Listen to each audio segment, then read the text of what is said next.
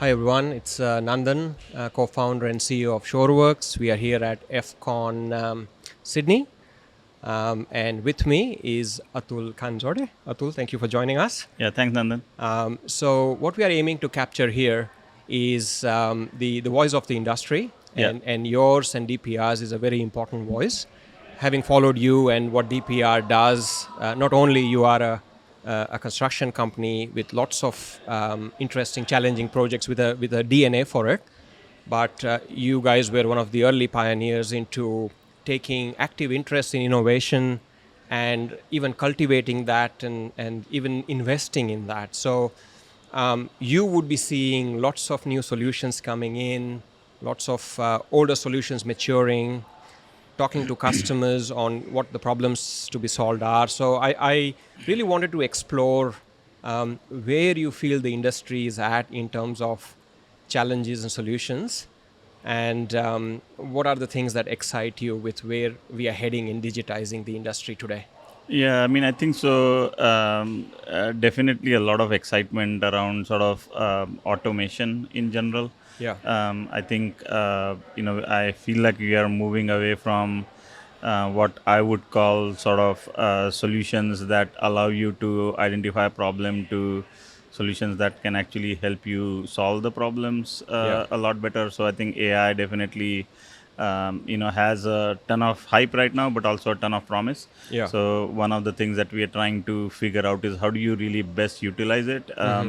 And the two areas that we are sort of really thinking about is one, making it part of the workflows to essentially bring the knowledge of the company to an individual sort of a level. So an example of that would be a lot of companies have like manuals on pre-task plans and things like that, Yeah. or hazardous activity pre-task plans, but they're not accessible to people as easily. So one of the things that we're trying to figure out is, in their weekly work plan, if an hazardous activity gets identified, then essentially prompt people to be able to do that. Now that's a simple use case, but Yeah. something that we are trying to sort of really figure out, like how to make it best sort of what we realize is that I think the moment people get it in time, Yeah. that's what we are really wanting to do. More decision augmentation than just Yeah, bouncing ball tasks. yeah. And there's obviously a lot of other tasks that I think it can do that would be really Yeah, awesome. yeah, Yeah. yeah.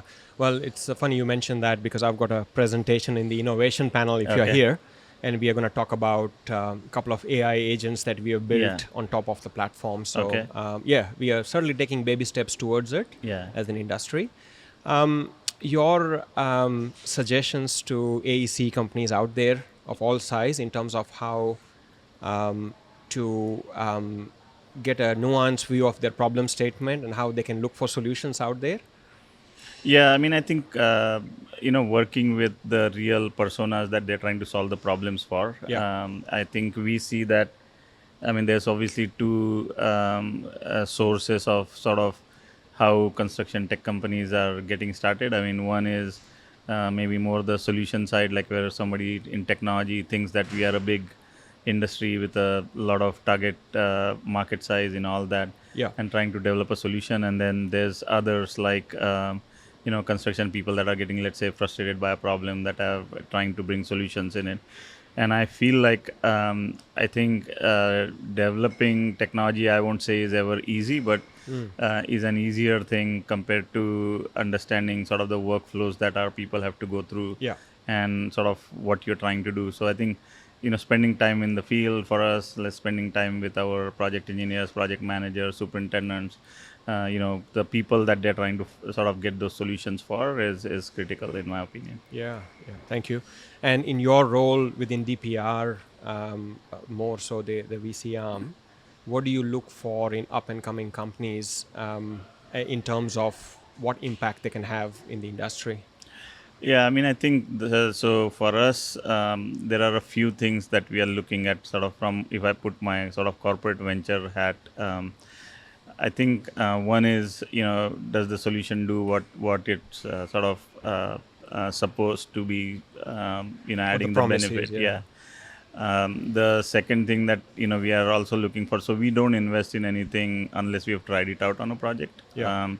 And so many times what we find is that, I mean, there's obviously things that could be improved on the solution perspective. Yeah. But what we also find is, I think once we get to work with somebody on a pilot level, we get to know the team, and we are really more looking at sort of overall, like how do they respond, and how do they respond to the customer needs and things like that. Yeah. And what we have seen is that even though the product might be good or the vision might be good, sometimes the execution or how the founding team works together Yeah. is where we see the biggest challenge. Yeah. Yeah. And so it gives us an idea whether we want to sort of go ahead with an investment or not. Yeah. Yeah. How complete is their vision, and are they able to execute on it? Yeah. Yeah. Yeah. Wonderful. Yeah. I wanted to go a little bit off track and just because I interact with a lot of young people coming into the industry. Yeah. And they are naturally digital natives. Yeah. But a lot of companies, they get exposure into are still within older way of working. Yeah. So yeah, just some message to new entrants, and how can we make this industry more attractive for them in terms of where we are heading?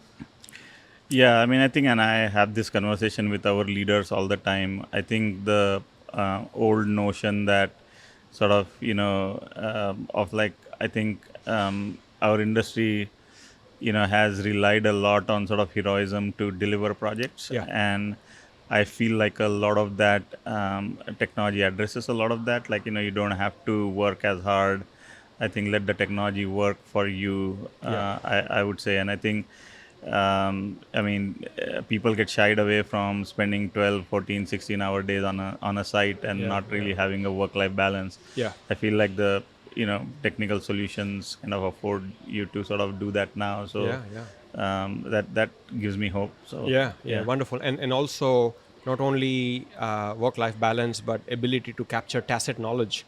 So if you have a lot of experienced people who are looking at retirement in next end of this decade, then if you have the right tool, you are able to capture those processes so that it's not in people's heads. Yeah, I mean, it's an experiential industry, and the more you can benefit from what you've done in the past, the better it is. Yeah, very good. Okay, now thank you for your time. We no, promise we'll it. keep this short, but really appreciate you coming down and sharing your thoughts. Yeah, thank you, Sean. Thank you. Bye.